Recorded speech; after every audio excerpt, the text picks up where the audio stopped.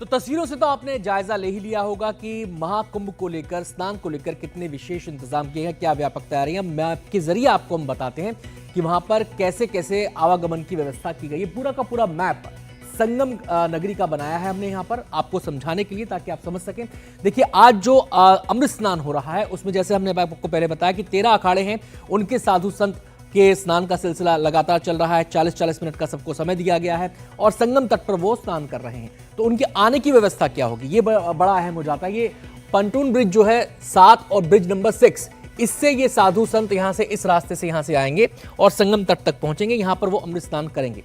अब उनके जाने की व्यवस्था क्या होगी? आने का अलग रास्ता है, जाने का अलग रास्ता है।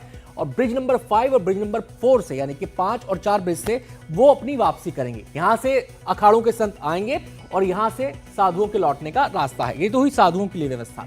हम आपको बताएं कि एनडीटीवी की जो टीम है वो इस पूरे कुंभ नगरी क्षेत्र में मौजूद है। यहां पर अलग अलग जगहों पर हमारे संवाददाता मौजूद हैं ताकि हर तस्वीर हम आपको बता सकें। अब आप समझ लीजिए कि आम श्रद्धालु, ये जो अमृत स्नान का जो वक्त है वो करीब 5 बजे तक का है शाम का। सुबह से इसके सिलसिला शुरू हो चुका है, लेकिन जैसे हमने आपको पहले बताया कि साधु संत पहले स्नान कर रहे हैं संगम तट पर। ये संगम तट की व्यवस्था हम बता रहे हैं, लेकिन आम श्रद्धालु अगर इस दरमियान स्नान करना चाहते हैं तो उनके लिए अलग से व्यवस्था की गई है। वो दूसरे घाटों पर जाके स्नान कर सकेंगे। उनके आने का रास्ता इस तरफ से बनाया गया है, यानी कि जो कुंभ नगरी है उसके लिए अलग अलग रास्ते बनाए गए, जिससे कि किसी किस्म की कोई अव्यवस्था ना फैले, किसी को कोई असुविधा ना हो, किसी को किसी किस्म की दिक्कत ना हो। तो श्रद्धालु इस रास्ते से आएंगे और यहां पर स्नान करेंगे। जो अलग अलग घाट स्नान के लिए बनाए गए हैं वहां पर श्रद्धालु अपना जाकर स्नान कर सकते हैं। और ये जो संगम हो रहा है वो है यहां पर यमुना, गंगा और अदृश्य सरस्वती, जिनका संगम यहां पर होता है।